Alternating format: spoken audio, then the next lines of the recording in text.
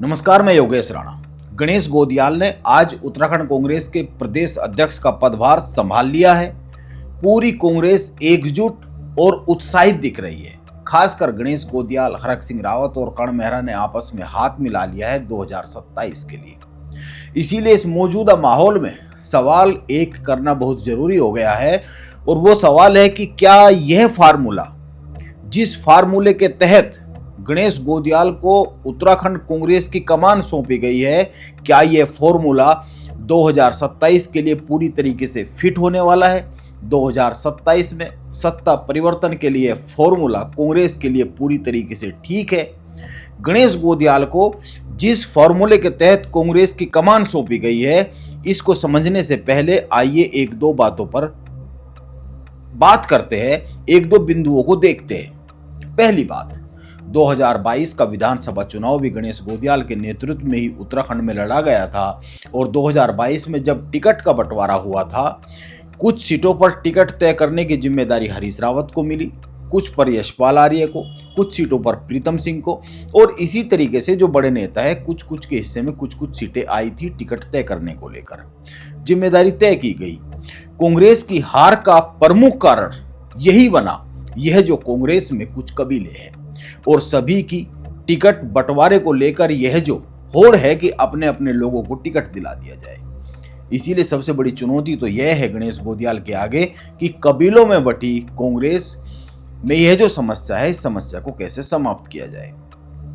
अब आते हैं कांग्रेस के उस फॉर्मूले पर जिसके तहत 2027 को जीतने के लिए ताना बाना बुना जा रहा है। कांग्रेस ने संगठन के 27 जिलों में 60% से अधिक ब्राह्मण और ठाकुरों को जिला अध्यक्ष बनाया है। इन वर्ग से नेताओं को जिला अध्यक्ष और महानगर अध्यक्षों की जिम्मेदारी सौंपी गई है। 2017 और 2022 के चुनाव में एक फैक्ट उभर कर सामने आया जिसने कांग्रेस को सबसे अधिक चिंता में डाला। एक समीकरण उभरा जिसने कांग्रेस को सबसे ज्यादा चिंता में डाला। 2017 और 2022 के चुनाव में उत्तराखंड में ठाकुर और ब्राह्मण वोटर बड़ी तादाद में बीजेपी के पक्ष में चला गया। कुछ सर्वे बताते हैं कि 2017 में बीजेपी को 53% ठाकुर वोट मिला और 2022 में तो यह बढ़कर 60% तक पहुंच गया। यह बहुत बड़ी फिगर है। इसी तरह से 2017 में बीजेपी को 52% ब्राह्मण वर्ग का वोट मिला, जो कि 2022 में बढ़कर 63% तक पहुंच गया। यह बहुत बड़ी फिगर है। पिछले दो चुनाव में बीजेपी की बम्पर जीत की यही वजह है, और यह जो पोस्ट पोल सर्वे होते हैं उन सर्वे में यह सामने आया। 2017 और 2022 के दोनों ही चुनाव में कांग्रेस से ठाकुर वोटर और ब्राह्मण वोटर दूर हुआ। इस बात को कांग्रेस के बड़े नेता भी स्वीकार करते हैं। हरीश रावत ने तो इसको सार्वजनिक तौर पर कई बार स्वीकार किया है।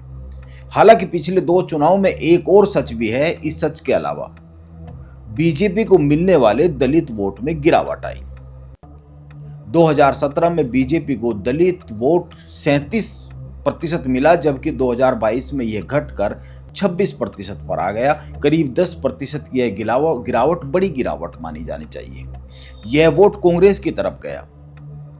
इसीलिए उत्तराखंड में कांग्रेस के पास दलित वोट मजबूती के साथ रुका हुआ है। हरिद्वार और उधम सिंह नगर में मुस्लिम वोट तो है ही, इसी कारण कांग्रेस में टिकट बंटवारे में इतना बड़ा झगड़ा होने के बाद भी हरिद्वार और उधम सिंह नगर में कांग्रेस को बड़ी कामयाबी मिली। सबसे अधिक सीटें यहीं से है। लेकिन पर्वतीय सीटों पर कांग्रेस को बड़ा नुकसान पिछले दो चुनाव से हो रहा है, क्योंकि ठाकुर और ब्राह्मण वोट कांग्रेस के हाथ से फिसल गया।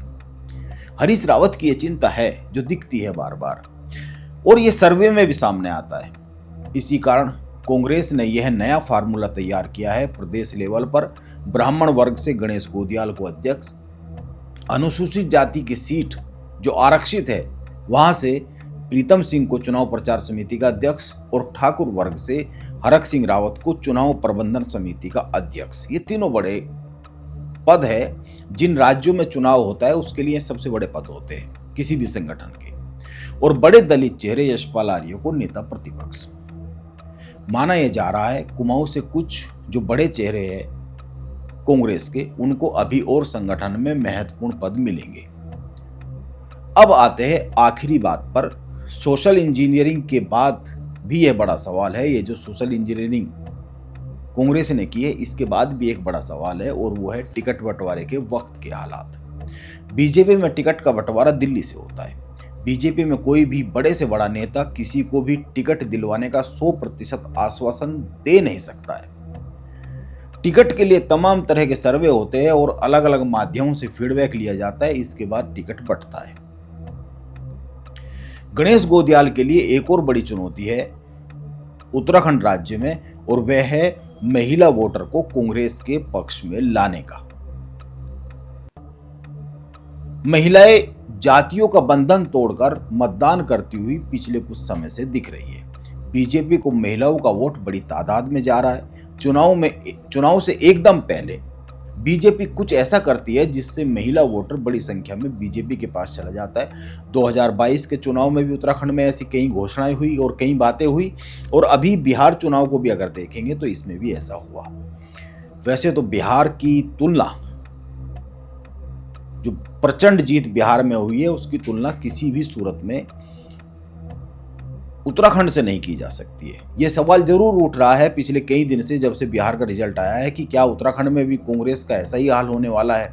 मैं मानता हूं कि दोनों की तुलना नहीं हो सकती। बिहार और उत्तराखंड में राजनीतिक समीकरण और जातीय समीकरण जो है, उनमें जमीन आसमान का अंतर है। बिहार में जातियों की मल्टीलेयर राजनीति है, जबकि उत्तराखंड में ऐसा नहीं है। उत्तराखंड में मोटे तौर पर राजपूत और ब्राह्मण के बीच ही जो जातिगत समीकरण है, राजनीतिक समीकरण है, वो चलते रहते हैं। और दूसरा, यहां क्या है, केवल 2 ही राजनीतिक दल है।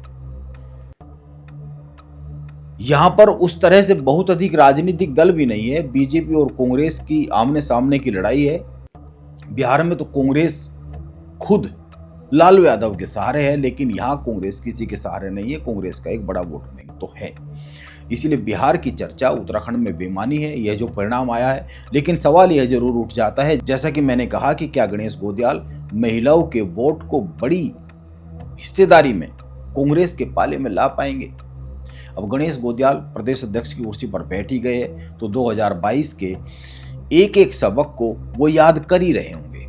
इसीलिए देखते हैं आगे क्या होता है। और यह जो कुछ जिलों से, पिथौरागढ़, उधम सिंह नगर से यह जो असंतोष की आग सी उठती हुई दिख रही है, यह भी शांत गणेश गोदियाल लगता है कर ही लेंगे, क्योंकि जो नेतृत्व परिवर्तन हुआ है, वो नेतृत्व परिवर्तन होने के बाद इन जिलों में जो नेता नाराज है, वो मयूख मेहर हो या फिर अगर रुद्रपुर की बात करें तिलकराज बेहड़ हो हो सकता है बहुत जल्द समीकरण सध जाए।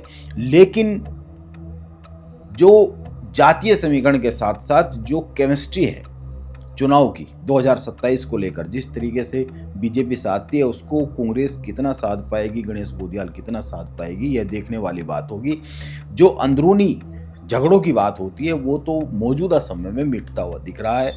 बड़े नेता एक साथ आते हुए साफ साफ दिख रहे हैं। नमस्कार, मैं योगेश।